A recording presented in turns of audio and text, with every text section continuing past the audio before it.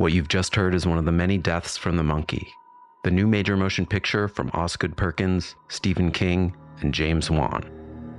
Experience it in theaters everywhere this Friday, because everybody dies, and that's life.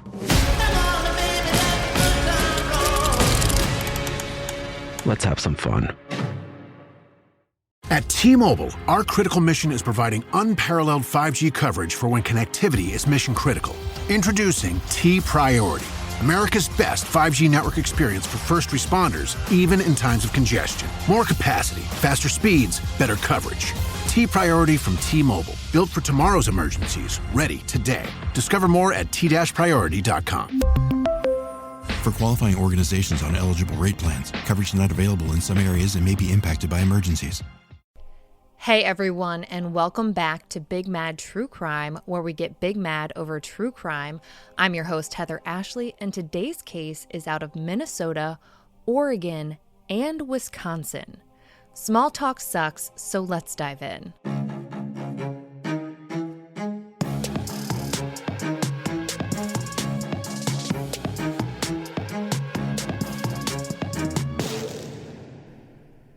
Laura Simonson grew up in Michigan, fishing with her dad and rocking the Girl Scouts.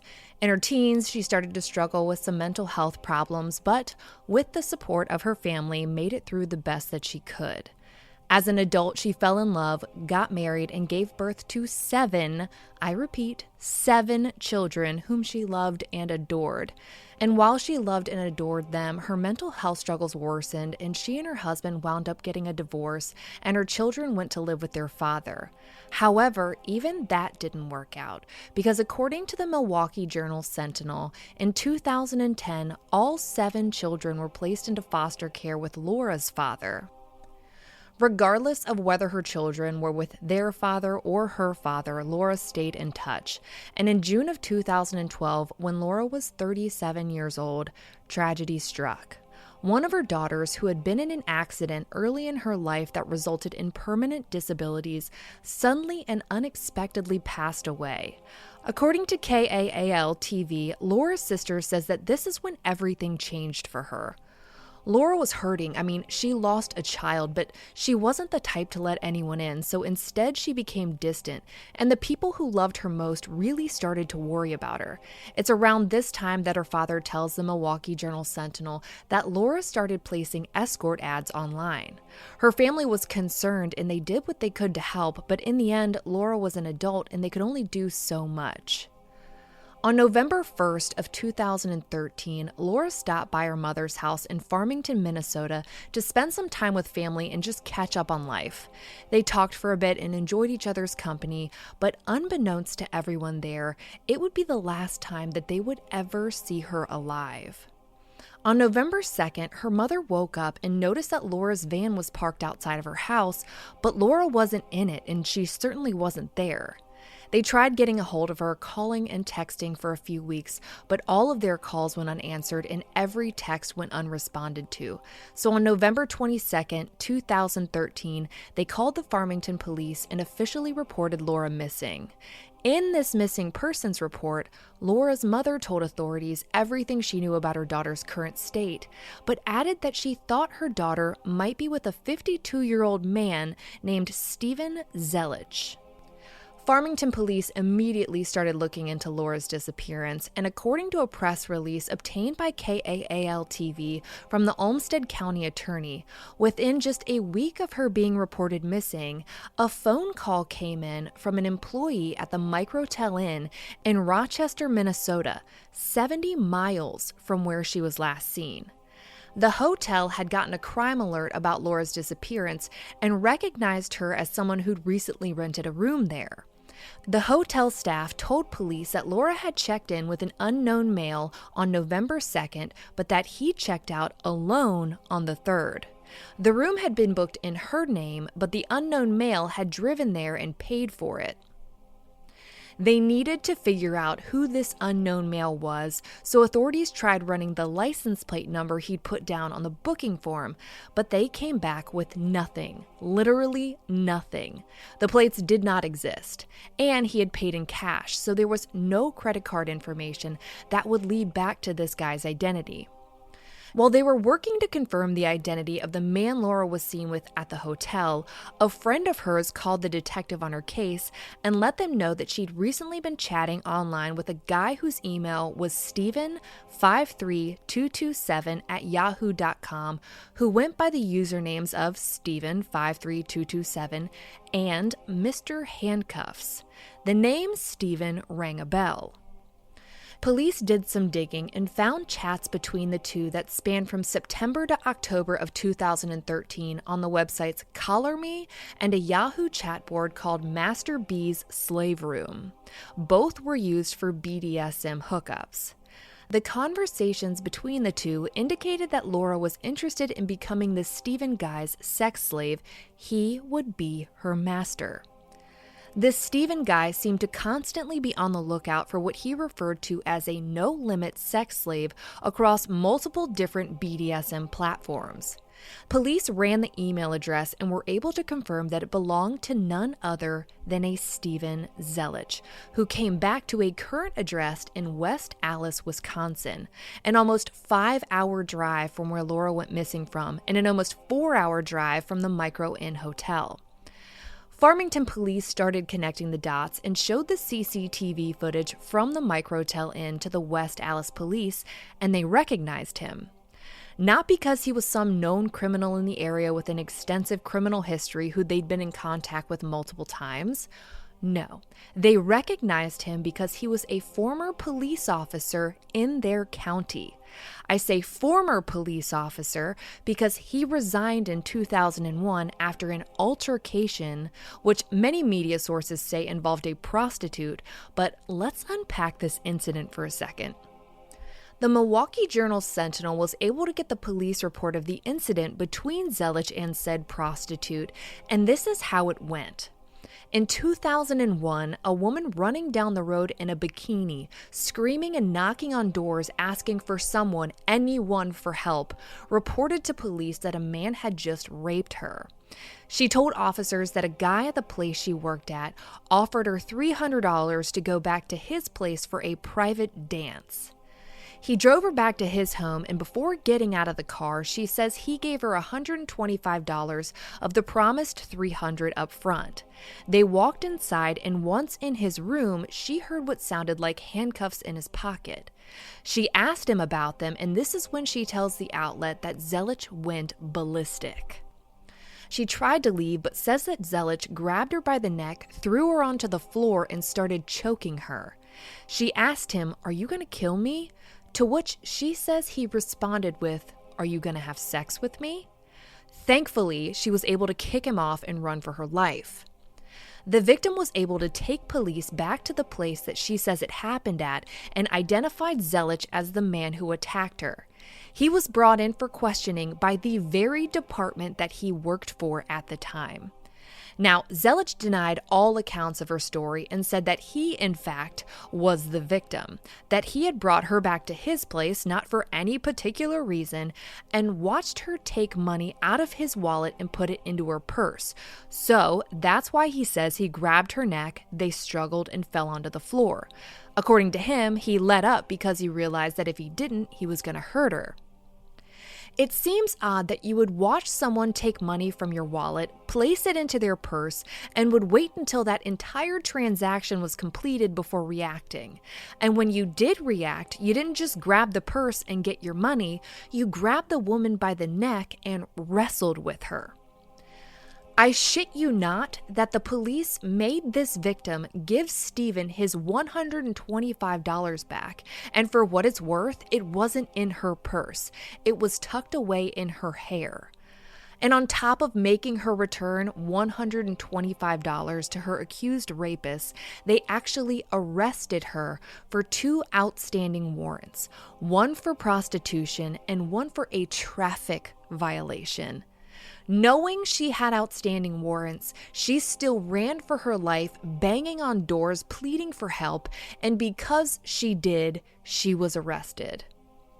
A few months after this incident, Zelich resigned from the West Allis Police Department, and the Milwaukee Journal-Sentinel got a copy of his resignation letter. It reads as follows: I understand that disciplinary actions have been or may be filed against me for certain conduct in my capacity as a West Allis police officer.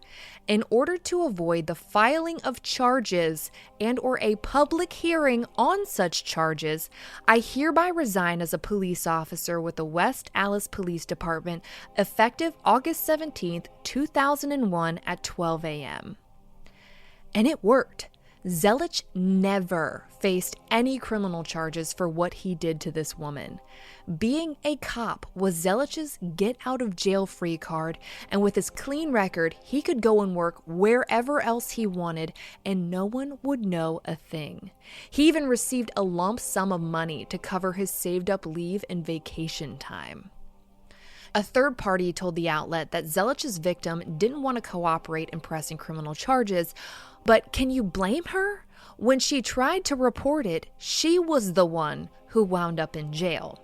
But let's continue with Laura's case. In January of 2014, after authorities matched up the man mentioned in her missing persons report as the man she was chatting with on the BDSM sites and the man she was with at the Microtel Inn, they decided to pay him a visit. They headed out to his apartment and took a look around for any signs that Laura might be there, but they found nothing, not a single hint that Laura had ever been there. So the investigation continued. In March of 2014, the Wisconsin Bureau of Criminal Investigations and the FBI got involved. This isn't uncommon when they think a crime might have been committed across two different states, and they too decided to pay Zelich a visit and question him again about Laura's disappearance. In Zelich's discussion with the WBCI and the FBI, he told them that he'd talked to Laura online, but that he'd never spoken to her in person or even over the phone, and that frankly he didn't even know what state she lived in, which seemed odd considering he'd already been questioned by a different agency about her disappearance. Surely, that time police came to check your house for a missing woman they thought might be in your apartment is gonna stick with you, but I guess not when you're Steven Zelich. November to March in Laura's investigation seemed to be making quite a bit of headway, but after the WBCI and the FBI made their contact with Steven, it seemed like the leads and updates stopped coming. So someone did something. According to the Wisconsin Law Journal, an anonymous person pulled out an ad in the Wisconsin Super Ads and wrote, "Stephen Mark Zelich is a sadist who has enslaved a petite female named Laura Jean Simonson. He keeps her naked, handcuffed, shackled, and caged. He has no intention of ever releasing this poor woman who suffers various mental disabilities. She has been whipped and tortured by Stephen Mark Zelich since November 2nd, 2013. Laura is the mother of 7 young children and has not been allowed by Stephen to contact them in any way.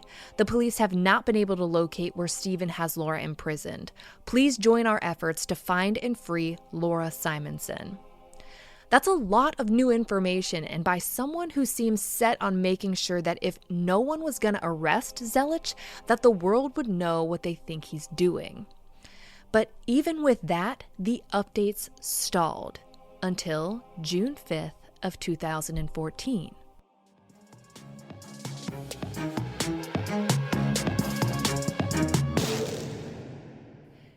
Empower! Claire is practicing her breathing for her upcoming yoga retreat in Bali. Has she ever done yoga before? No. But Claire worked with Empower on her savings and investment strategy. She got good at money, so she can be a little bad. Empower. Invest well, live a little. Join our 19 million customers today at empower.com. Past performance is not indicative of future returns. Investing involves risks. You may lose money. Advisory services are provided for a fee by Empower Advisor Group, LLC, EAG, a registered investment advisor with the Securities and Exchange Commission. Om Namaste.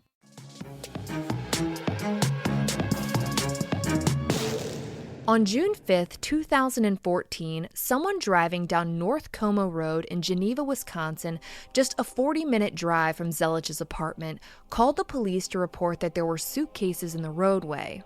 When police got there to move them, they opened them up only to find the body of Laura Simonson. She was found naked with her hands behind her back, a ball gag strapped in her mouth with a collar, and a rope wrapped around her neck multiple times and tied. But Laura wasn't alone.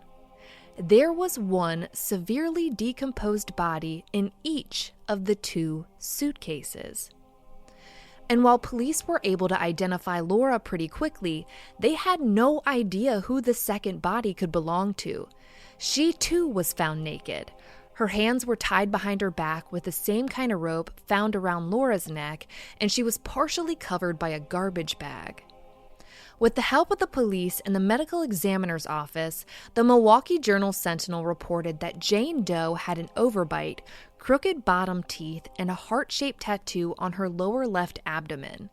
That she was possibly a Caucasian female between the ages of 15 and 36, so petite, like Laura. Between 5'2" to 5'4", with long, straight, dark brown or black hair and 2 piercings in each ear. Fox 6 even released a sketch of what law enforcement and the medical examiner's office thought Jane Doe might have looked like and asked for the police's help in identifying her. It took 19 days, but on June 24, 2014, police positively identified Jane Doe, the second woman in the suitcases, as 21-year-old Jenny Gamez. She was actually a petite blonde, just like Laura, who grew up in foster care in Cottage Grove, Oregon. No one even knew she was missing. In 2008, 6 years before Jenny's body was found, when she was only 15 years old, she got pregnant and gave birth to a little boy. When he was 2 and she was 17, she lost custody of her son to his father and was removed from her current foster home and placed into a new one. In this new foster home, Jenny really seemed to get her life back on track. According to Oregon Live, in this new home, she graduated high school with honors and even won a 2-year scholarship to a local community college. In her first year of community college, she decided to move out of her foster home and in with friends who lived closer to school. And her foster parents supported whatever Jenny felt was best for her. I mean, they were proud of the progress she had made. But in 2012, after completing that first year of college, she dropped out. In May of that year, she told her foster mother that she was going to be moving to California to live with her friends. However, in August of 2012, while still in town, she told her friends that she was going to be moving to Milwaukee, which is only 6 miles outside of West Allis. No one ever heard from Jenny again. Jenny Gamez had never been reported missing, which is why it took so long to figure out who she was. Fox 6 reports that her foster parents figured she'd simply moved on with her life. Now, knowing the previous connection between Laura's case and Stephen Zelich, police immediately went back to that microtel inn and processed the ever-living shit out of the room that they stayed in. They went to Zelich's apartment and did the same. Crime scene investigators, some dressed in hazmat suits, were seen exiting his apartment with bag after bag of evidence, and then a refrigerator was removed. A fucking refrigerator. This is an investigation into 2 dead women found in suitcases on the side of the road, and the person of interest refrigerator has been seized as evidence. Authorities must have used rapid DNA testing instead of your average lab that takes months and months to get back with results, because by June 24, 2014, just 19 days after Laura and Jenny's bodies were found, the results were in. In the room Zelich and Laura stayed in at the Microtel Inn, they found blood evidence that could eliminate 99.8% of the population, but could not eliminate Laura. In Stephen's house, they found a pair of handcuffs that had a mixture of 2 sets of DNA on it. They could eliminate 98% of the population in this instance, but could not eliminate Zelich or Laura. They also got the results of DNA found on the inside of the knot on the rope that bound Jenny's hands behind her back, and it was a positive match to Stephen Zelich. 3 days later, police marched down to where Zelich currently worked as a security guard and arrested him, but not for murder. Instead, Steven Zelich was charged with 2 counts of hiding a corpse and held on a $1 million bond.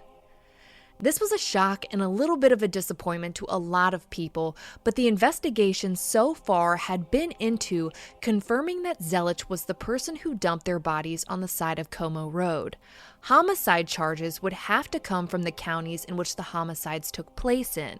And considering Laura and Jenny were found severely decomposed inside of suitcases, it was clear to law enforcement that whatever happened to them hadn't happened recently and hadn't happened where they were found. When Zelich was arrested, he was taken in for questioning, and you'd assume, being a former police officer linked to 2 decomposing women found in suitcases on the side of the road 40 minutes from where he lived, he'd clam up and hire an attorney before a single word could come out of his mouth. But that's not what happened. The dude sang like a canary. He told investigators that Laura wasn't his first victim, that Jenny was. That he'd met Jenny online in 2010 and reconnected with her 2 years later in 2012 on a BDSM website called Collar Me. Jenny and Zelich talked for a while on the website before Steven offered to fly her out from Oregon to come live with him in Milwaukee. Problem being, he actually lived in West Allis. Steven told police that he never intended on having a long-term arrangement with her, but admits that that's the impression Jenny was under. Prior to leaving Oregon for Milwaukee, Zelich gave Jenny a list of things to do, which included shutting down any social media accounts she had open, and she did. Her friends verified that after she told them that she was moving to Milwaukee, her Facebook account disappeared. Zelich couldn't remember when they'd met up. He kept saying it was either late 2012 or early 2013, so police drove him around the area. He claimed to have booked the hotel room with her after he picked her up from the airport, and he pointed out the Comfort Inn and Suites, which was the Quality Inn at the time that they were there. Authorities checked their booking records and found that Zelich had booked a room there on August 26, 2012, and checked out on the 28th. The hotel Zelich took Jenny to was in Kenosha. It was 3 times further away from the airport he picked her up from than his own apartment. According to Zelich, he and Jenny checked in that Friday and had BDSM sessions throughout the night and all day Saturday. The sessions included putting a ball gag in her mouth, blindfolding her, and what he refers to as breath play, where he would tighten and loosen a rope around her neck before she would lose consciousness. He says that on Sunday morning they were having another breath play session, and during the course of it, she died. He tells officers that he knew she was dead because she lost control of her bowels on the floor. According to him, Jenny's death was completely accidental, but considering the fact that it takes 5 minutes for someone to die after completely restricting blood and oxygen from their brain, it's a hard story to believe. 5 minutes doesn't sound like a long time when you're watching a movie or listening to a podcast, but when you're tightening a rope around someone's neck who would have lost consciousness in the first 10 seconds, 5 minutes is a long time. He could have let up at any point in time during those additional 590 seconds and allowed blood and oxygen to return to Jenny's brain, but he didn't. Regardless of his extensive training during his years as a police officer, he admits that he never once tried to resuscitate Jenny, nor did he call 911 for help. Instead, the Post Bulletin reports that he panicked, emptied her own suitcase, put her body inside of it, checked out of the hotel, and drove her body back to his apartment in West Allis. When he got home, he took her body in the suitcase and brought it inside. He then proceeded to take the drawers and shelves out of his refrigerator and put her body into it, where she remained for the next 15 months. More than a year goes by, and in September of 2013, Zelich starts talking to Laura on the same BDSM website he'd met Jenny on. Laura agreed to come to Milwaukee to live with him and become his 24/7, no-limits sex slave. She, like Jenny, was under the impression that they were going to be going into a long-term living situation together, and once again, Zelich confirms that he had no intentions of following through with that idea. Prior to meeting up with Laura, just like he did with Jenny, Zelich gave her a list of instructions, but this time the list was longer. It included telling her to sell her belongings, to not update her driver's license or pay off any outstanding traffic tickets, to get rid of her van and all social media accounts, to shave her body, and paint her toenails hot pink. When Jenny and Laura's bodies were found, both of their toenails were still painted hot pink. Zelich told Laura she could only bring 3 bags with her, saying that she wouldn't need much, and instructed her not to tell anyone where she was going or who she was going with. He planned to drive from Wisconsin to Michigan to pick her up and told her not to call or text him during his drive. His claim was that all of this was to set the tone for their slave-master relationship, but it sounds a lot like he wanted it to look like she planned to run away and didn't want to be found. It also sounds like he didn't want any phone pings linking him to the day and location she was last seen, and to be really certain that didn't happen, he actually left his phone at home. Laura did as she was told, and on November 2nd, 2013, the Post-Bulletin reports that she dropped her van off in front of her mother's house and with her bags walked the few blocks down the road to Aiken Road Elementary School where Zelich picked her up. Just like he had with Jenny, instead of driving Laura to his apartment, he drove her to a hotel. I mean, it's not like he could take her to his apartment. There was a body in the refrigerator. The hotel he took Laura to was only an hour away from the elementary school he picked her up from, and was still an almost 4-hour drive away from his apartment, which she thought she'd be living at with him. According to that press release obtained by KAAL-TV, they stayed in the hotel room the entire weekend except for one trip out where Zelich grabbed some pizza. He says that despite his experience with Jenny 15 months prior, his BDSM sessions with Laura were more intense. He bound her legs and feet together with 2-inch wide tape, gagged her, blindfolded her, and wrapped a rope around her neck several times in order to do his breath play. We know now that breath play is the tightening and loosening of something that's constricting your airway and the oxygen to your brain, but it's going to be really hard to loosen a rope that's wrapped around your neck several times.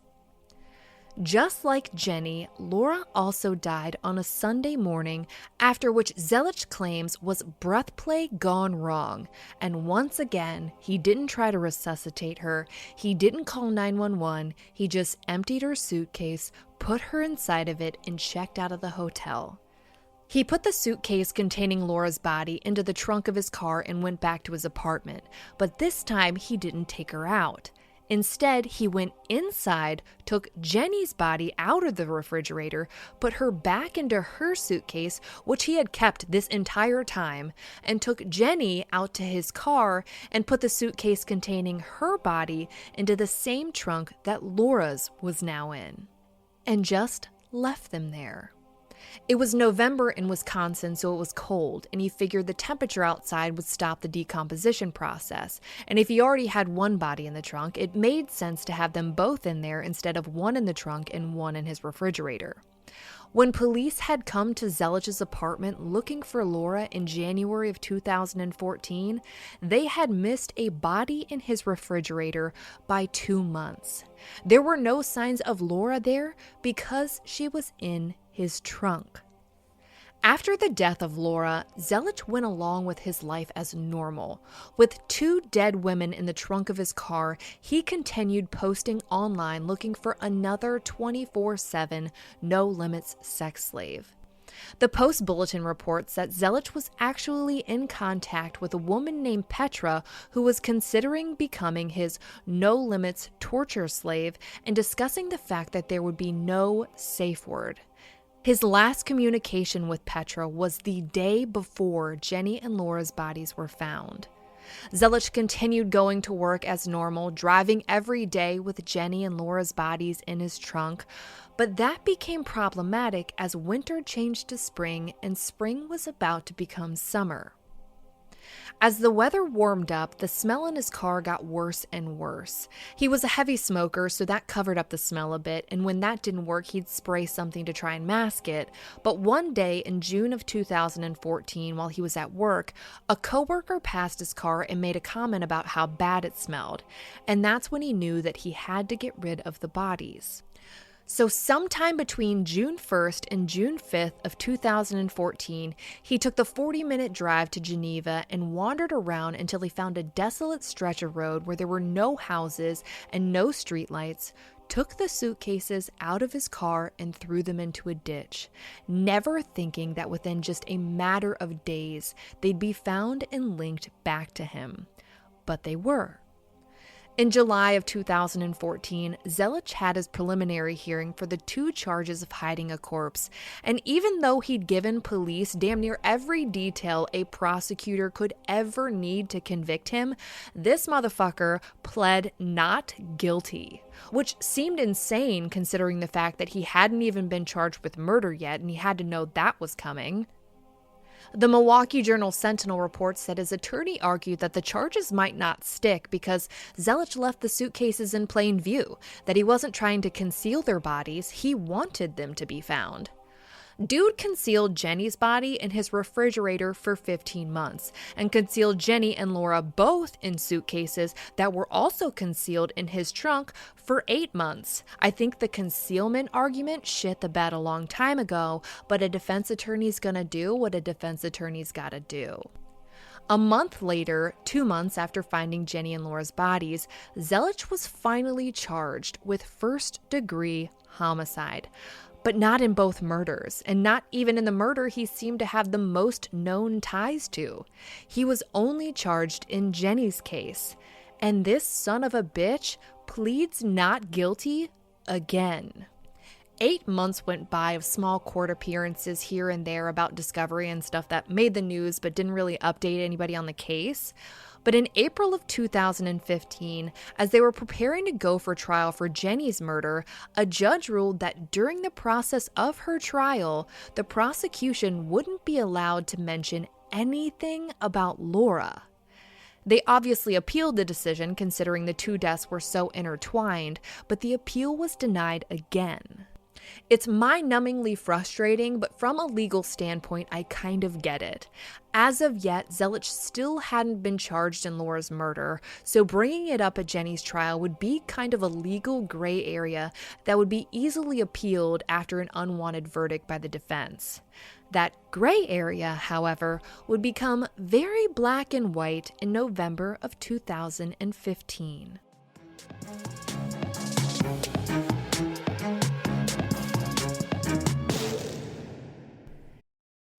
This episode is brought to you by Progressive Insurance. Do you ever find yourself playing the budgeting game? Well, with the Name Your Price tool from Progressive, you can find options that fit your budget and potentially lower your bills. Try it at Progressive.com. Progressive Casualty Insurance Company and Affiliates. Price and coverage match limited by state law. Not available in all states.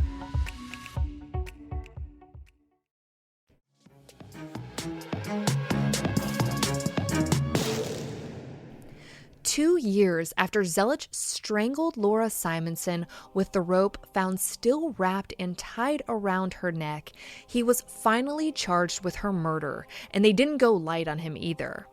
He was charged with murder in the first degree, intentional murder in the second degree, and unintentional murder in the second degree while committing a felony offense. It took them a long time, but they made sure that they had one hell of a case against him and that he wouldn't walk away without taking some kind of responsibility for Laura's death. And with those charges and a third appeal on the judge's decision in Jenny's case, he finally overturned it and said that he would allow for testimony about Laura's case to be admitted into Jenny's trial.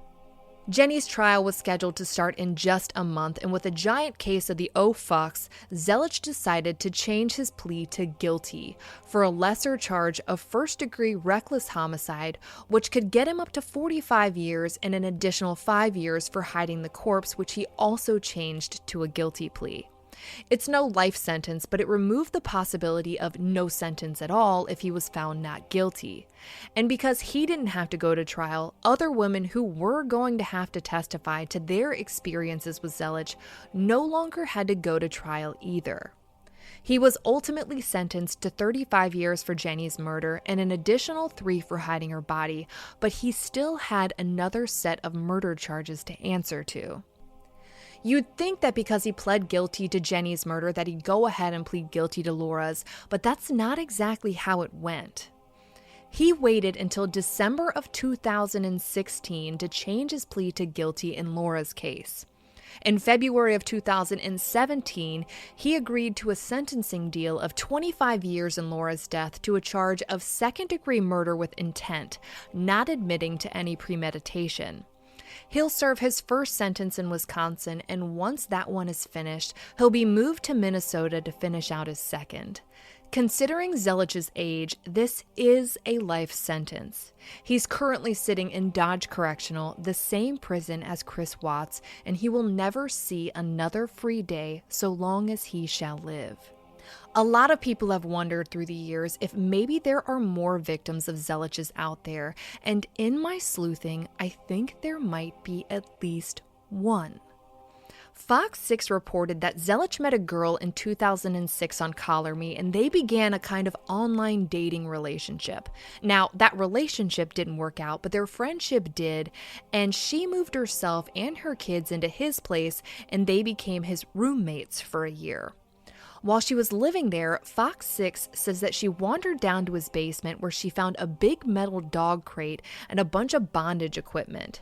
She never said anything, but in August of 2007, Zelich just casually happened to mention that he'd kept a sex slave in a cage for 7 years and would come home from work on his lunch breaks when he was a cop to check on her. This freaked her the fuck out, so when he went to work one day, she got herself a U-Haul and got her and her kids the hell out of there.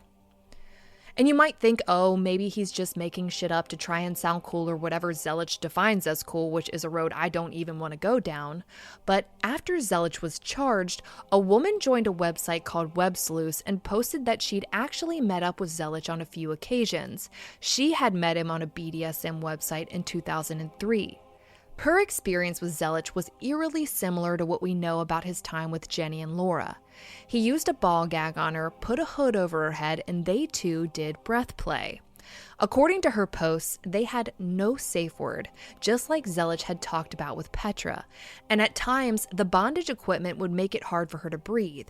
When she would beg for air, he would simply tell her to wait a little longer, which she says was usually 15 to 30 minutes, and sometimes he would even leave the room and go and watch TV during that time. The two discussed what being his sex slave would look like if they went down that route, and he told her that he would keep her in a cage in his office, and that if he had company, he'd put the cage in his bedroom closet. When she asked what he would do if he got sick of her, he said that he would sell her. But the cage thing sounds familiar. This poster said that Zelich actually showed her a picture of his former sex slave whom he had bragged to his roommate about keeping in a cage. Just like Jenny and Laura, this poster says that the woman was petite and blonde. Through my research, I found a 2-year-old comment on Twitter by a woman who says she knew Zelich.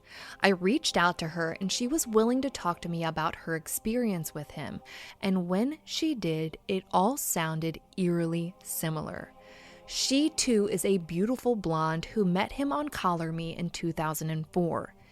He told her that if she agreed to be a sex slave, that it would be consensual, non-consensual, and that she could never leave. He told her she'd leave her ID and phone at home and would live in a cage, have shackles around her arms, eat out of a dog bowl, and if she needed to use the bathroom, she could use a bucket. Every now and then, he said that she'd be able to sleep in a bed. He told her that there would be electric play and that they would do obedience sessions where no matter how bad it got, she couldn't make a sound. She says he told her these sessions would be to teach her and that his goal was success, that he didn't want to beat her, but it was necessary to establish boundaries. I can't even begin to fathom the sadistic mindset you'd have to be in to tell a woman you have to beat her to set boundaries. She, too, said that Zelich talked to her about a slave he'd kept for years, but this time, the only time I've heard of an outcome for the woman in the cage, he told her that she'd had a family emergency and left. But that seems suspicious considering that would mean that she had some kind of contact with the outside world while in his cage, which doesn't seem to follow his guidelines with anyone else. So I got curious. I looked up missing people in Gamez around Milwaukee and narrowed down my search to a time frame before this online romance/roommate moved in and found one woman who went missing. And she didn't go missing from Milwaukee. She went missing from West Allis, where Zelich lived and once worked as a police officer. 24-year-old Sarah Martin was last heard from on November 22nd, 2001. Sarah Martin was also young, petite, and blonde, and according to Gamez, she has never been found. I called their local police department and got shuffled around to a few different divisions before I made it to someone in the sensitive crimes unit. I let them know that this was going to come off absurd, but I'm researching 2 murders committed by a man in your jurisdiction who's told 3 people he had a caged sex slave for several years, and aside from one mention of a family emergency that doesn't seem to fit, no one seems to know whatever happened to her. I let them know that I'd run a search in Gamez and found a single missing person that could match the time frame and also seemed to match his victim pattern, and that I just wanted to put it on their radar. I wish I was kidding when I told you that the detective then asked me, "So, do you know where she is?" No, I don't, but it might be worth asking him. To this day, no one has ever located Sarah Martin, and no one seems to know anything about the identity or the outcome of that sex slave Zelich showed pictures of and bragged about to 3 different women. For all photos and maps pertaining to this case and a few more mortifying encounters women had with Zelich that didn't make it into this episode, check out Jenny and Laura's highlight at the top of my Instagram profile at @TheHeatherAshley, and join me there tonight at 9 p.m. Eastern, where you go live with me and we talk about the absolute insanity that is this case. If you like your podcast ad-free, head over to our Patreon at patreon.com/BigMadTrueCrime, where for just $1 whole a month, your episodes are totally ad-free. If you need more episodes in your life, for just $5 a month, you get a bonus episode on the first Monday of every month. All your episodes are ad-free, and you'll also receive a forever discount code for all Big Mad True Crime merch. And of course, anytime you sign up, you get instant access to all previous bonus episodes. I'll be bringing you a brand new case a week from today, and I cannot wait. But until then, we out.